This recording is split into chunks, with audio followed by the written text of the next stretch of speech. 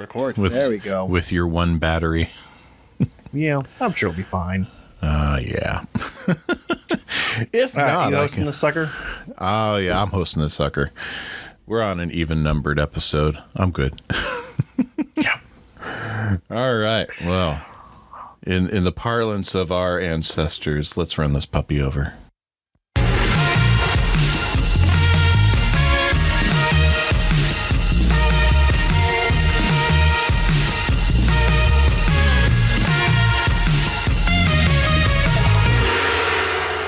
Welcome back to Dad's Meet World. That's my radio shock jock voice, apparently, where we like to take a look back at that 90s series that everyone's rediscovering these days and look at it through the eyes of two dads. We've just wrapped up 2 seasons. I am dad number 1 looking back with fond memories.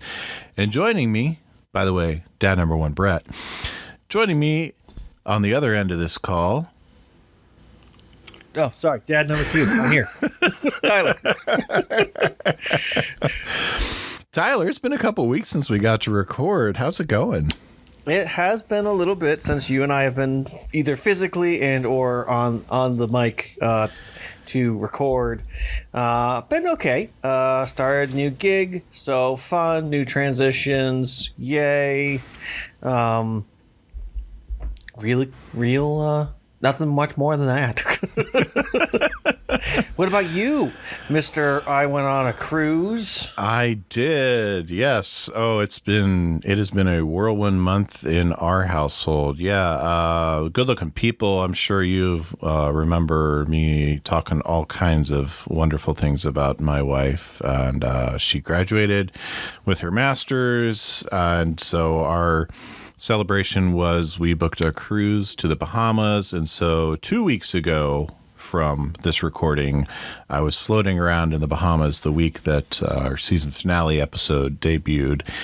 And I'm still not sure how, but that's why for the first 12 hours? No, the first day or so that episode was up, that you had episode 22's audio up. But yeah, sure. It was a great cruise. The getting down there was an adventure. We had a delayed flight. We had a 2 days prior confirmed hotel reservation go missing within the confirmation and actually landing in Atlanta before we headed over to Miami. So scrambling to find a new hotel right before we left off from Atlanta, and then landing in Miami at like midnight and waiting for the shuttle. But the cruise itself was fantastic. Perfect weather, very relaxing. Get to pretend you're rich, get people all over the ship it's their job to serve you. And yeah, a lot of fun. Beautiful weather, lots of great pictures. And I'm gearing up to go out on my annual get together with a bunch of guys that I have gotten together this time of year pretty much every year for the last 21 years. We started in college. We use our fantasy football league as an excuse to keep us in touch every year. So my annual mancation's coming up. It's like I said, busy time around our household. Well, as Mr. Feeney really underplayed or overplayed how important an education is, someone once upon a time made way too much of his experience in college and the connections he had, and people just assumed, when you go to college, you make lifelong friends, and then, there's have for everybody. Still good people out there, but not like fantasy football get together every year friends. So yeah, it's not. It doesn't always happen. No. Yeah, that's all right. And you don't always have a best friend only forever, just like Corey and Sean, or meet the love of your life at 5 years old as well. So that is probably the least expected thing to happen out of all of that group. Topanga wonders how many people were damaged by their story and good generation. Yep. All right. Should we get into this final grading of season 2, Brett? I think we should. Let's take a look back at season 2. I've got a little structure in mind here. Let's start off with just a look at some of our favorite episodes. Tyler, what were some of the highlights for you through season 2? Oh, highlights. I mean, probably one of the biggest highlights was having our wives come in and talk about the episode of Wake Up Little Corey and getting their explanation of what they feel and understand about that episode. That's also the episode we almost broke Kelly, so that was kind of fun too. Yeah. I mean, honestly, getting to, for spoilers, behind the scene look, we recorded the last 2 episodes back to back on our last night on vacation. So it was just kind of nice getting to do those 2 episodes with you kind of back to back the way we did. And, anytime you and I get to record together is quite wonderful and quite nice and a lot of fun. More episodes surprised me this season than I think I was expecting. Like the episodes I absolutely hated, I eviscerated, and the ones I loved, I gave nothing but praise to. So, yeah, it was an interesting experience this go around compared to last season. So, what about you, Brent? Definitely bringing the wives on, especially for that episode. Very, very highlight memorable.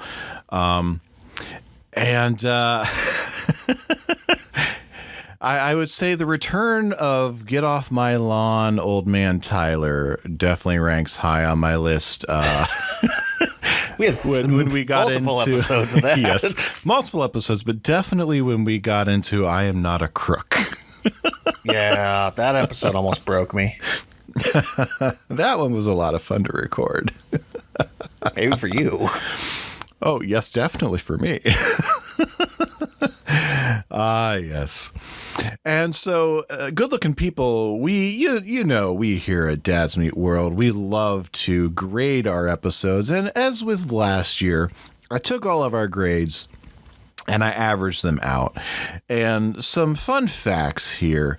When it comes to the letter grades, we gave out. Now, Tyler, you tried to throw off the curve on this one with one of your grades, but we gave out a grand total between the two of us of 3 Fs, even though Tyler gave out one of them was an F+. I Am Not a Crook was one episode that got an F from both of us, and Tyler, you gave On the Air an F+. Yeah. We can go with just a regular F. I mostly went with the plus because that's what Feeney gave to the one student. When I factored the actual numerical value, I just factored it as an F. But 4, 5, we also gave out 5 solid A pluses as well, and we had a lot of A's. So, Tyler, I'm going to share my screen with you here. I was waiting. I've been waiting for this, Brett. Show me the screen. Show me our little calendar, little chart. So, overall, Tyler comes in with a final grade on 86. season 2 of 86%, a solid B. And I came in with an 85%, which is a solid B as well. I'm actually a little bit lower on season 2 than I was on season 1. But yes, as we look through, good looking people. We were surprisingly a little bit lower on our average season 1 to season 2, but individually there were our spikes were a little bit higher compared to last year. Our mountains and valleys were different, a little bit higher to lower. Those A pluses to F and F pluses were a lot different. Oh, yeah. But still, a very solid and good season grade-wise overall. Yeah. Now, and good-looking people, I'm going to put these all on our social media accounts as well, because I spent a lot of time making these graphics, and you have to see these, especially since we're not recording video. But I'm going to drop the Tyler graph into our chat window here and let him see, because as with last season's look, Tyler really enjoys seeing the graphic with his head bouncing all around on the graph. There it is. Being able to see. So fun seeing so many me's. Oh yes, just seeing all of our grades laid out on a graph. It's just a lot of fun. Yeah, the valleys, the highs and lows of this season is quite intense, and it's really right in that middle towards the end of the season that it like really dips hardcore. Like, it really does. That first part of the season for us, it was pretty steady going, and then about the middle of the season, it was just a roller coaster when it came to our perceived quality. So many of our faces. Yes, good-looking people, don't worry. But when this episode drops, I will have these images ready to go on our Instagram and Facebook wall for you to look at right alongside your listening pleasure. But I mean, like, for both of us, it's very...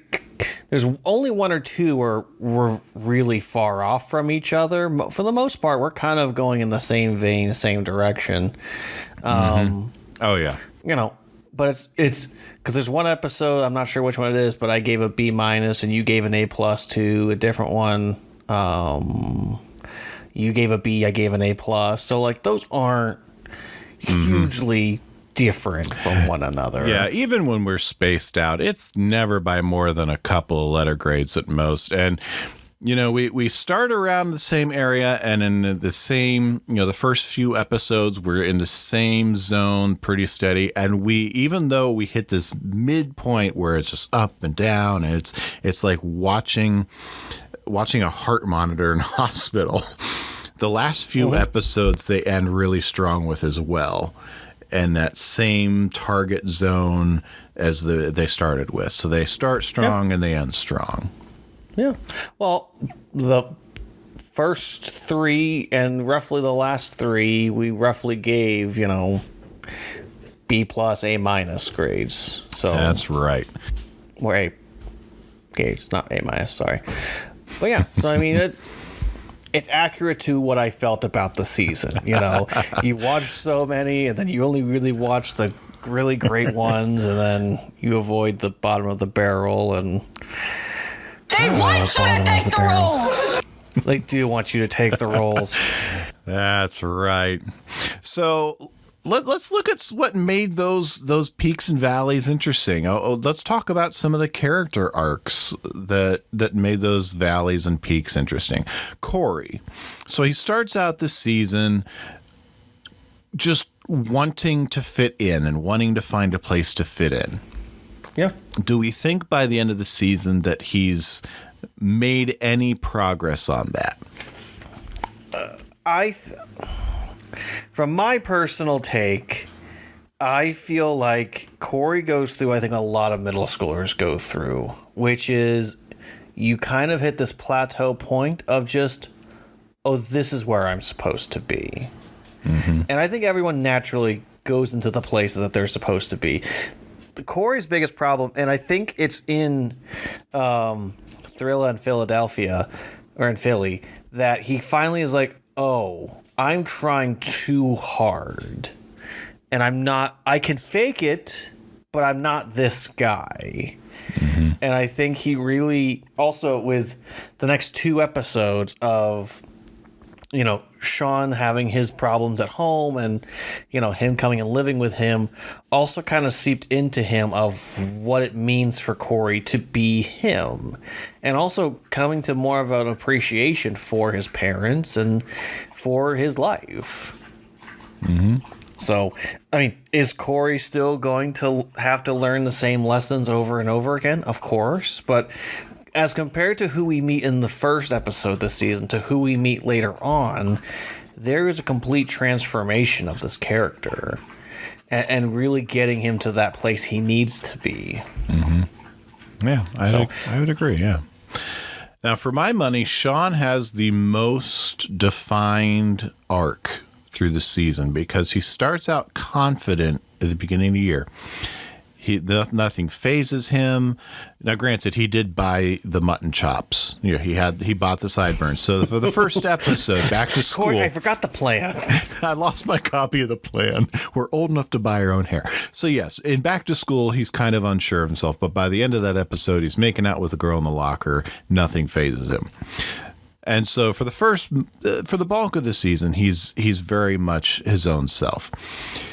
But he hits that crisis of confidence, and through the back half of the season, he starts to really struggle with who he is, where he fits in, and he hits that crisis of confidence with his dad and his mom, with mom leaving, dad going out to find him, and those last few episodes at the end really cement his arc of starting to find out where he fits like a puzzle piece. And so I really love the arc that granted, they weren't thinking arc, a whole lot of arc back in 1994, 95, but it's something that they stumbled across, and they probably thought big picture, they want this character to go from here to here by the end of the season, but they did a really good job, in my opinion, with Sean. Yeah.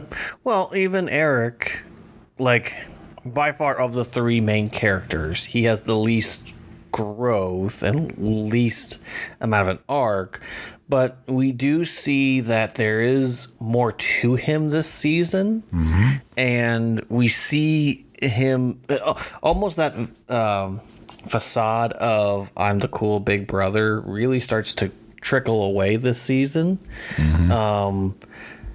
And I mean, by far, one of his best Eric-led episodes is in this season with the whole cheating controversy. So, yeah, and I think we really see that Eric can kind of carry the show a little bit.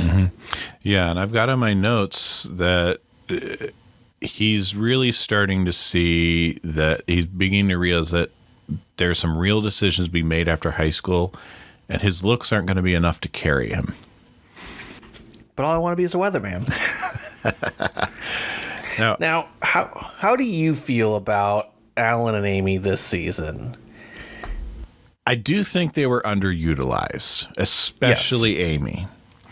With Alan, I mean, we got a couple of pieces of meat, especially with toward the end of the season, where early in the season he starts to confront his mortality, his age, his limitations as a man, and that comes back again at the end. We get some moments here of him being a father dispensing wisdom. We get some peeks behind the curtain. We get some moments with Alan, but especially with Amy, we don't really get a whole lot beyond she has a new job. She is competent as a mother. She shows some concern for her children at times, but I really do feel like they were underutilized, especially compared to season 1. Right. Well, and that's the thing, is there were so many opportunities for Alan to say something more. There's room for Amy to help explain things to him, and they just don't let those things happen. I mean, it is that awkward transition of going from the family friendly, like the parents are the ones that know what's going on, to, doing things more in school. We spent a lot more time at school, and Corey has several episodes where he's learning stuff primarily from his classmates. And I mean, as teenagers transition into high school, it is part of it. But I wish we would have had a couple of moments with them still more, because we know the type of parents that based on the first season of who these parents are, and they're not the not involved parents. You know, they're not like a Nickelodeon parent that comes in and says their corny joke or messes something up and runs away. That's not who they are, or Disney Channel parent for that matter either. But, you know, you just always felt like they could have been doing more. Yep. And it's not as in the storyline sense, it's the writers should have done more. Yes. With Alan and Amy. Definitely. My son! Yeah. I will say, Totally unplanned. one of the surprises was how long Morgan is actually in this season. And I have to say that her in short doses is much better than her taking up a lot of spaces. If that makes sense. Like, as sad as I am because she's adorable, it's also nice because there's only so many cute kid things you can do. Very true. And so, I mean, I can't wait for the next Morgan to come along because I know that we're officially done with Lily's version of Morgan. And that's okay. And I love the dynamic that Corey and Morgan later on have, of her getting closer to the age he was whenever the show started. So, Yep. Oh yeah. Nice. Yeah, and I've got Mr. Feeney, Mr. Turner on here. They don't necessarily have big arcs of their own, but just to recognize them, Mr. Feeney adjusts to his role as an administrator and an educator, and he does bring in Mr. Turner under his wing. And Mr. Turner is the new groovy teacher. We do see a lot of growth with him where he's coming in as groovy teacher. We do see him open up to students, and we see a lot of learning from him, especially learning through his mistakes and learning from Mr. Feeney and becoming the type of person who will not just open up to his students in class, but will go outside of class and even open up his home to a student. Yeah. Well, and I think that may be the biggest adult progression, because Mr. Feeney is Mr. Feeney. It doesn't matter if he's a sixth grade teacher, a high school and middle school teacher, or the principal. Whatever role he has, he's going to kill it. And he's always going to be teaching, and he's always going to be next door neighbor. But Mr. Turner, we first meet him, and Corey thinks he is Harley because he has a motorcycle helmet, and he's wearing jeans, and he has a leather jacket. So he doesn't look like a teacher. And by the end of the show, he's still wearing all those things. But, he presents himself and makes clear of he wants to make a commitment. But it's not for love, but it's for, a hope for a future for someone else. Exactly. Because if I had done to me what I did to them, then I'd have done the same thing to me that they did. Well, speaking of which, we're going to have to... I forgot to get a correspondence from our teacher extraordinaire. I haven't seen her in a little bit, so I'll have to get her take on this season at some point and report back. Ah, yes. So let's talk some more about our favorites. I've got two other things here, and then we'll move into, I believe you have a game for us. Let's talk about some of our favorite guest stars, one-off guest stars. I jotted down 3 one-off that were my favorite guest stars and 3 recurring favorite guest stars. So I'll share my 3 one-off guest stars with you in no particular order. Leon White, Vader. Yep. I have him in the one-off category because we only see him once this season. Leon White, Vader. Next time, you and me, Texas Deathmatch. Loser leaves town. Very clear why I love Vader. I've said it many times during our recording of that episode. So just brings so much color to the world of Boy Meets World. My second one-off that I want to share about is Danielle Harris, TK, Teresa Kiner. I sure remember saying many, many times, I wish we got more of Teresa Kiner, TK, because she was such a fantastic young actress at that time, and has gone on to do many, many more projects that she has just grown into a fantastic actress anyway. But she has such great chemistry with Corey, and the character was fantastic anyway. Yeah. I would love to have seen more Teresa, that's for sure. And if you want more on those thoughts, just wait, because eventually that may come out. Uh-huh. And Little tease. Kevin West. Marion Stimpleton. It is just a crime that he was only in Back to School, because he would have been a great foil to show up just here and there anytime Harley Kiner showed up, as even just for a line or two.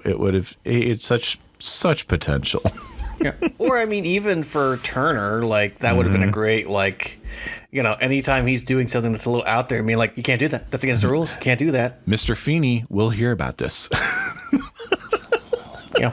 Well, I'll say, because technically this person was in 2 episodes, but there's only really 1 episode that she was like a real feature and like really a part of what's happening. So I'll include her in this list, and that would be Jessica Wesson.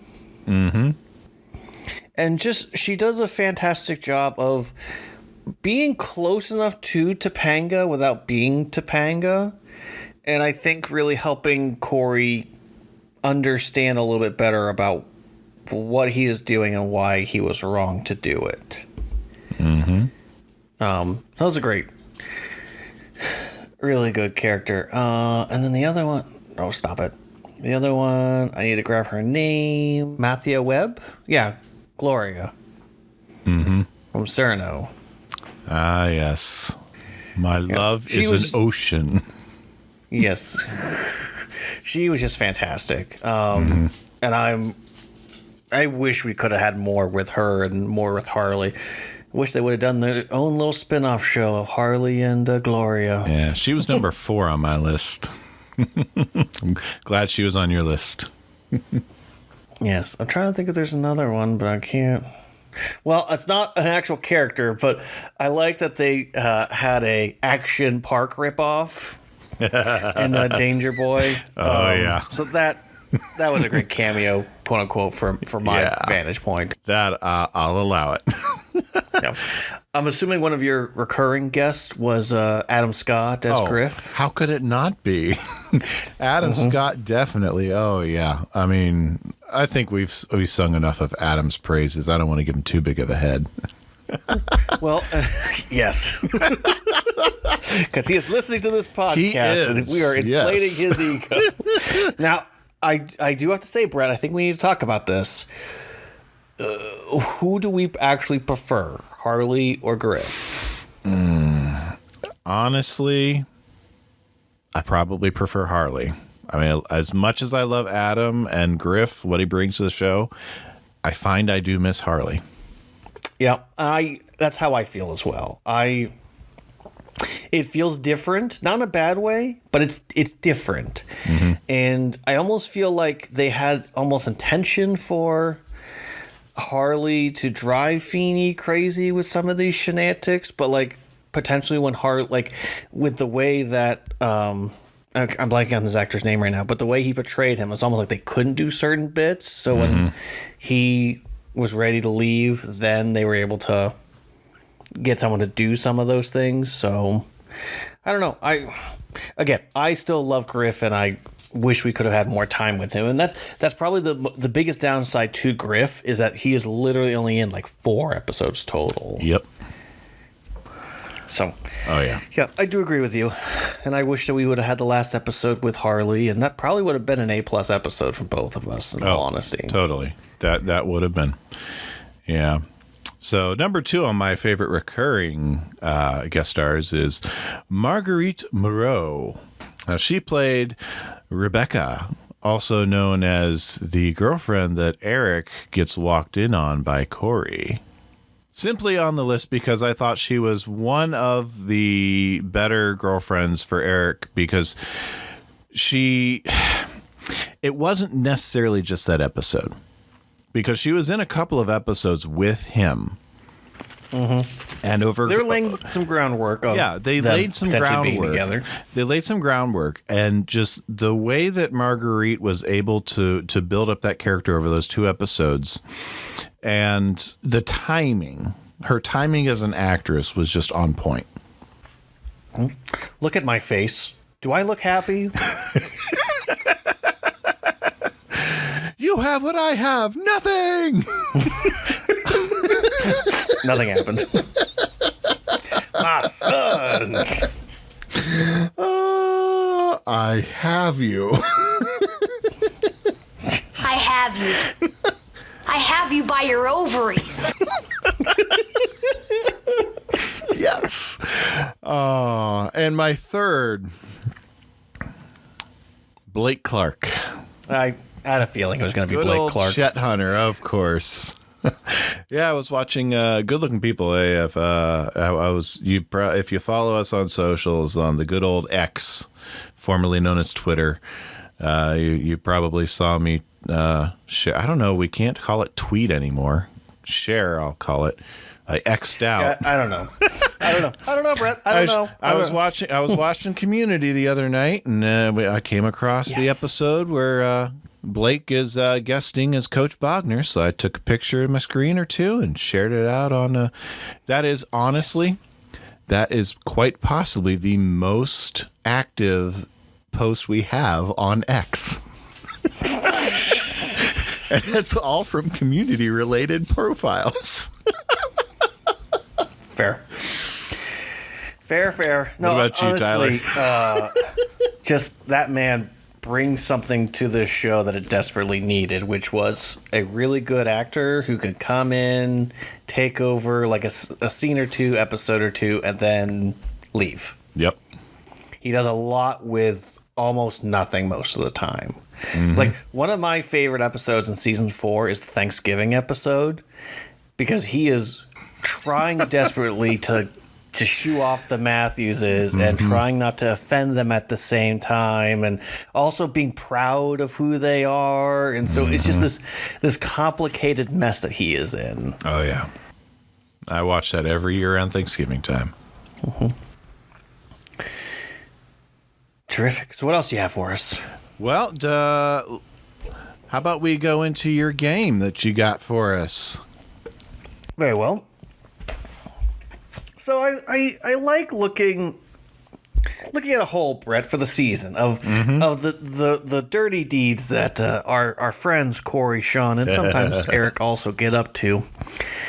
And so I kind of just wrote down, based on each episode of the schemes, the things they were up to that might need to be called out. Mm-hmm. And so now, Brett, I have to ask you, what is the worst thing that the boys were up to this year?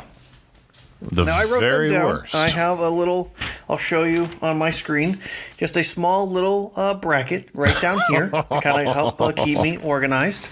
Mm-hmm. So I'm gonna tell you each of the things. We're mostly going, based on episodes. And we'll hit the first round of the bracket, and then we'll come back through and we'll get to what you feel is the worst thing the boys did. Now, if you would like my opinion, I'll definitely give opinion. And then if you think that we are off and need to flip a coin, then I'll find a coin and we'll flip it. So okay. All right. Take us away. all right. So here we go. First round. What's worse, do you think, Brett? Sorry, this is going based on we're dads, looking at our kids doing these things. So, context. All right, so what's worse, Brett? Your kid about to get into a fight on the first day of school, or asking out a girl he doesn't know?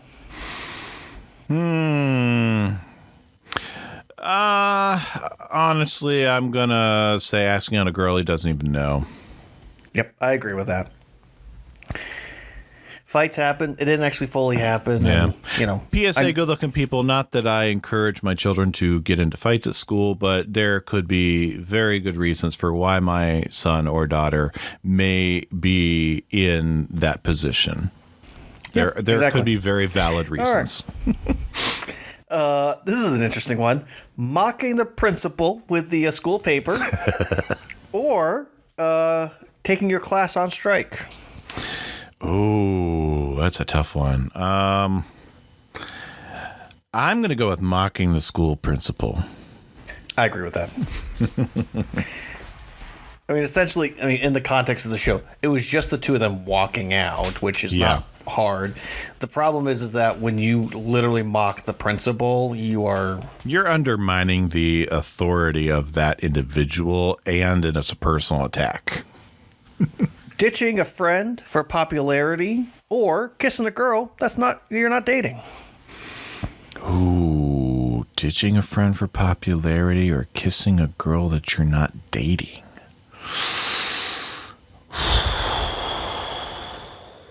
That one's tough. That's 6 of one and half dozen the other. Let's go with ditching your friend for popularity. Yeah, that's fine. That one's a 50-50 toss-up for me. Could be one or the other, really. Mm-hmm. All right, so this one's a fun one. Lying about, or lying about being able to play music to impress a chick. Oh, definitely lying about, Yeah, I agree.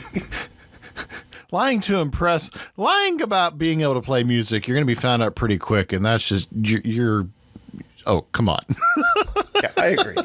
I said it was a fun one. I didn't say it was a, hard one. That's like hiding Frankie or Stumpy's Revenge in a Barney jacket. Yeah. Next one is making out with someone that you're not dating. Or stealing your friend's girl twice.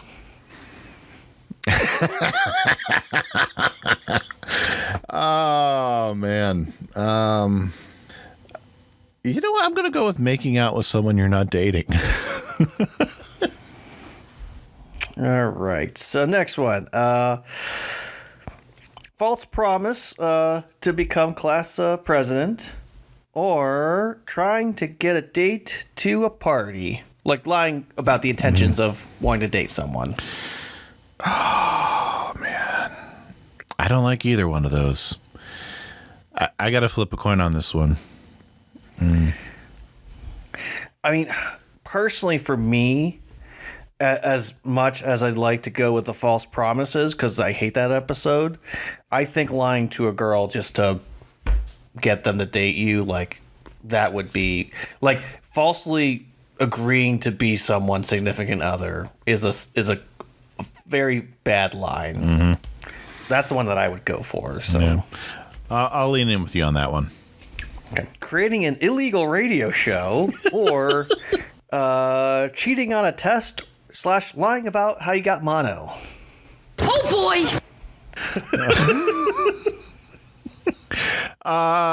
Pirate radio. Yep. Watching a movie instead of reading the book, or changing your identity. Identity. Okay. Hello. Sorry, I'm just quickly going through and making sure I'm not looking for the numbers that we eliminated. All right, so I'll wait to tell you what the other options I wrote down for the last 2 episodes. All right, so next one up. Ask a girl out they don't know, or person out that they don't know, or mocking the principal with the newspaper. Mocking the principal. Yep. Alrighty. So the next one is lying about, or embarrassed about his father's job. I'm still going to go with lying about, Yep. Good call. All right. So, to making out with someone you're not dating, or trying to get a date to a party / lying about your intentions. Second one there. Yep. Lying about intentions. I agree. Yeah. All right. Changing identity. Trying to become a jock, something you're not, or whining after you got exactly what you wanted, which was your best friend to live with you.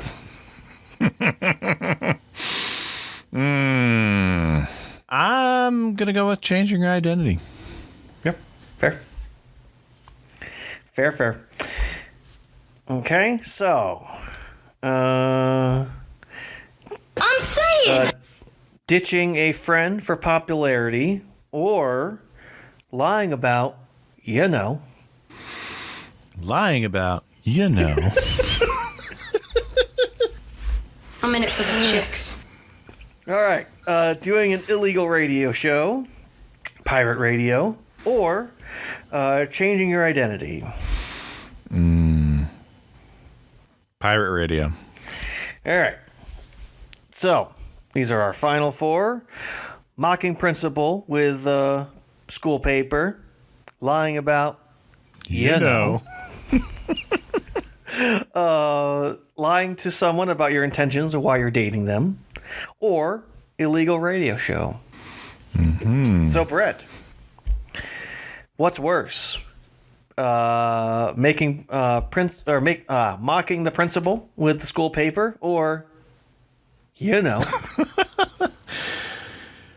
Interesting that we've arrived at these final four, and both of these two options are both undermining another individual and attacking them savagely. I'm gonna go with lying about Mm-hmm.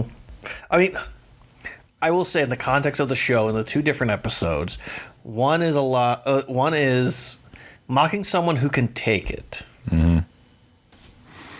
The other one could literally ruin someone's life. Yeah, and not only someone who can take it, but someone who has the authority to respond in kind. Mm-hmm. All right, Brett.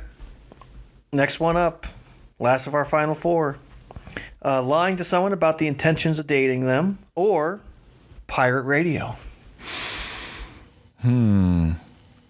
Well, lying to someone about the intentions of dating them. So, Brett, what was worse? The fact that Corey accidentally fell asleep beside Topanga and then allowed people to think that the two of them had, or the fact that he asked out a girl with no intentions of dating her outside of the one day that they were going to date, and then hoped to break up with her, but then decided that, well, I'll just stay with her forever, and create one of the greatest phrasing of "they want you to take the roles." Which one's worse, Brett? Oh, Corey was a dillweed in both instances, but he was absolutely worse by dragging Topanga through the mud. So, Yep, I agree with that completely. So there it is, ladies and gentlemen. We have decided that the worst thing Corey did this school year was lying about having with Topanga. My apologies to any and all people that have little ones that are listening around here, and hopefully they don't understand what we're talking about when we say Yeah. I'm gonna like this game. Nobody's talking to I you. will say, when it comes to the yearbook and they're like, well, we didn't do anything, I just listed out a bunch of stuff that we see them do, so I know. There's plenty for you to talk about. How did no one remember that they started an illegal pirate radio station with a new constitution and their first bill, a new Bill of Rights, and they have the right to dance? Yes. Oh, man. Yes. Well, Brett, I think my battery's about to die, so is there anything else we need to do? Well, I've got one more quick game for you. Hopefully your battery holds up for it. We're going to play a quick game of Keep, Trade, Cut. Keep, Trade, Cut. Okay. Because we're getting into football season. Keep, Trade, Cut. Now, for you good-looking people at home who've never played this game, I'm going to give three 3 items. So it could be anything. And you have to keep one. You have to cut one, get rid of it. And the third item, you trade someone else. Very simple. You play it in different variations around the world. So, Yep. Tyler, keep, trade, cut. First one, Corey's girlfriends. All right. So, from season 2, keep, trade, cut. TK, Wendy, and Ingrid. Ooh. Well, I am 100% cutting Ingrid. She doesn't even last the whole episode of being his girlfriend. And she ditches him every opportunity she's gotten. Mm-hmm. I think the player that I can get the most value from in this situation is going to be Wendy. So I will trade her because I think I'll get a better return in the end. And I'm keeping TK. That's exactly how I would play the game, even though Wendy is the girl that Corey lied to about wanting to date her. But there we go. Second round, keep, trade, cut. Sean's girlfriends: Linda, Stacy, or Debbie.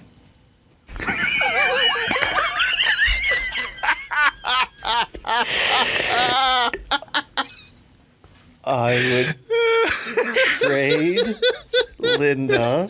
I would cut Stacy, and I would keep Debbie.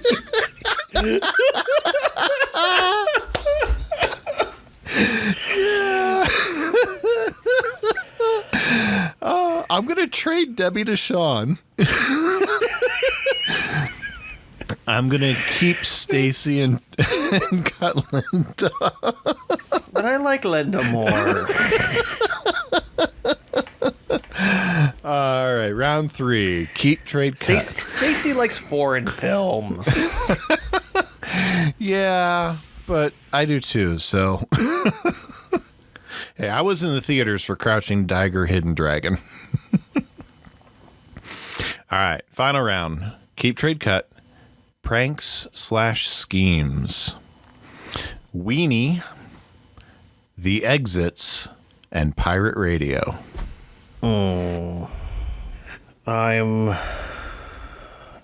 was the second one? The Exits. I'm cutting that. I'm trading the Pirate Radio, and I'm keeping whatchamacallit? Weenie. Weenie. Weenie, I can read. Yeah, that's probably how I'd run it too. Exits just have no trade value. What about Eric's girlfriends? Eric's girlfriends? I do. I didn't do a keep, trade, cut, but I listed all the ones that I could remember. We got Desiree, we got Molly, we've got Rebecca, Kim, who the girl who wants Sean to date her cousin, not Corey. We've got Tori Hart, and we've got Valerie Stevens, the ice skater. You want to pick your top 3? Well, who was the girl he was... I always forget. Who's the girl that he was making out with in his parents' bed? That was Rebecca. Rebecca. Okay. Well, I mean, I would say then that the top 3 would have been Rebecca, Desiree, and Kim, because those are the ones he really had a relationship, quote unquote, with, outside of the fact that the ones he was trying to date or be around. So let's go with those 3. I agree, because Molly, it was a status relationship. And Tori, that was definitely not a real relationship. And Valerie, Jason screwed that one up. Yeah, exactly. Well, good-looking people, that is our review. Wait, we didn't actually trade, cut, or keep them. Oh, yeah, sorry. All right. My bad. All right. So keep, trade, cut. Molly, Rebecca, and Desiree. No. Yeah, Rebecca. Or Kim. Rebecca, Desiree, and Kim. Rebecca, Desiree, and Kim. Yes. To make it easier on you, for my pick, I'm keeping Desiree. I will trade Kim and cut Rebecca. I am trading Desiree because I know Jason will take her. I am going to keep Rebecca and cut Kim. Fair. I mean, we didn't really know Kim all that much outside of the fact that they were dating, and they were dating a little bit long. Yeah, at least a week. It could have Probably been a Linda, couple. though. I know. I want to keep Linda. So for my takes, Corey's perfect girls this season, or the perfect girl for these guys this season, is TK, Desiree, and Debbie. There you go. And your perfect girls would be TK, Kim, and Stacy. Yeah. No. I'm thinking Debbie is the best one for Sean, but yeah. It's always the girl that's just out of his reach is the one that Sean exactly. wants. It's the next one. at least at this point. Well, good-looking All right. people. That is an episode. That is our overview, our report card for season 2. We thank you for listening, and we can't wait to get into season 3. Yes, I am so excited. Yes. So don't forget to check us out on all of our social media channels: Facebook, Instagram, X/Twitter, whatever they're calling it these days. Yeah. At Dads Meet World on YouTube. Check us all out. You can email us at dadsmeetworld@gmail.com. And until next time, Hey, let people know we're getting into season 3. That they need to start listening. that's right. But you know Because what? if you don't tell them, how are they going to know that they need to be a part of this good-looking people community? That's right. And you know what, Tyler? There is one thing that I did not do. What's that? I didn't give you a dad joke. You didn't give me a dad joke. I need a dad joke. Give it to me now. I didn't. All right. So let me pull this up here. I have a couple here. I failed my calculus exam because I was sitting in the middle of identical twins. I couldn't differentiate between them.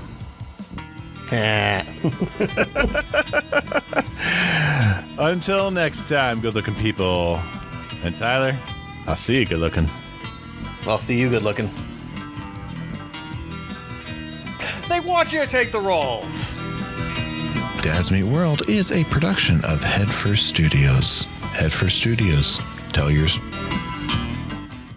You know, how can I learn so much every week and still be so stupid?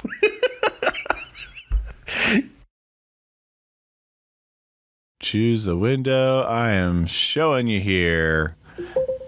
Here is the window of our grade breakdown. Can you see it there? I can't hear you.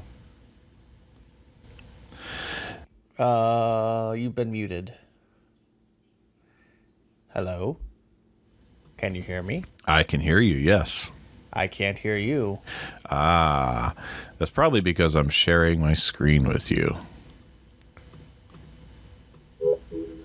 Uh-oh.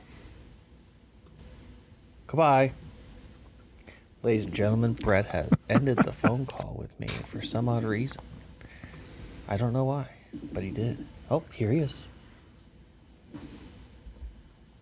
Hello? Hello? Did I do that? Do what? Okay. Sorry, Henry's just woken up apparently. My Oh. laughing may have woken him.